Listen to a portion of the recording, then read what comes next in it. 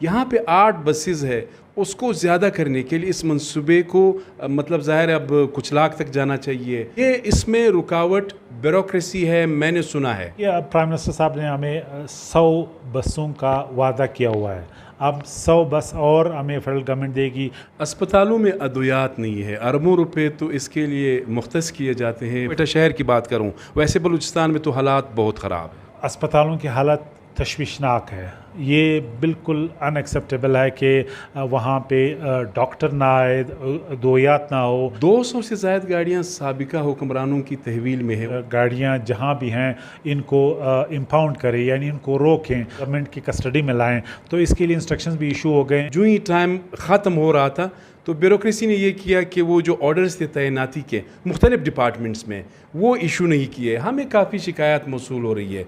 लोग कह रहे हैं, नौजवान जो है वो मुंतज़िर है कि कब उनको तैनाती के ऑर्डर्स मिलेंगे। वो लेवीज़ में है, एजुकेशन में है, डिफरेंट डिपार्टमेंट्स में करें कि जो पोस्ट अवेलेबल हैं उसको हम फिल करें और उसका मयार गुर्बत और मेरिट हो, ताकि आम आदमी के को जिन्होंने अप्लाई किया है उनकी उम्मीदें बढ़ाएँ। अस्सलाम वालेकुम, उम्मीद है कि आप खैरियत से होंगे। आज क्वेटा वाइस के ऑफिस निगरान वज़ीर इत्तलात जान अचिकज़ई साहब तशरीफ़ लाए हैं। काफ़ी उनके साथ बहस की, बलूचिस्तान की इशूज़ पर, पाकिस्तान के मसाइल पर बहुत ज़्यादा हमने गुफ्तगू की।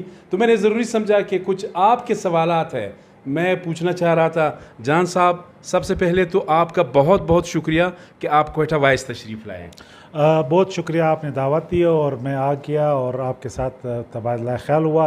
और थैंक यू वेरी मच, आपने हर वक्त बलूचिस्तान के मसाइल उठाए हैं और आम आदमी के मसाइल के लिए आप कोशिश करते हैं कि उनका आवाज़ बने।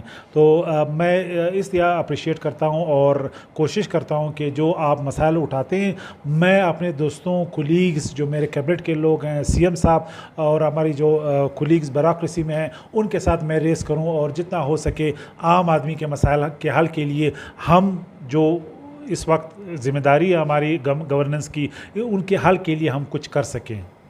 सर बहुत शुक्रिया। थोड़ा सा ये पूछूंगा, साबिका हुकूमत ने जाते जाते लाखों की तादाद में, हज़ारों की तादाद में नौजवान जो है टेस्ट इंटरव्यू में थाउजेंड्स ऑफ जॉब्स थे उसमें अपीयर हो गए। फिर ऑल ऑफ अ सडन जो ही टाइम ख़त्म हो रहा था तो ब्यूरोक्रेसी ने ये किया कि वो जो ऑर्डर्स थे तैनाती के मुख्तलिफ डिपार्टमेंट्स में, वो इशू नहीं किए। हमें काफ़ी शिकायत मौसूल हो रही है।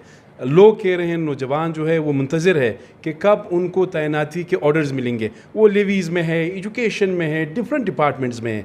निगरान सेटअप, आप चूँकि इंफॉर्मेशन मिनिस्टर है, इस हवाले से क्या डिसीजन है, कोई मैकेनिज़्म है, तरीक़ाकार है कि जो माजी में, ज़ाहिर अभी तो आप नहीं करेंगे, इलेक्शन कमीशन ऑफ पाकिस्तान की पाबंदी है, जो पहले टेस्ट व इंटरव्यूज़ हो चुके हैं, मेरिट लिस्ट तैयार है, वो जारी करेंगे?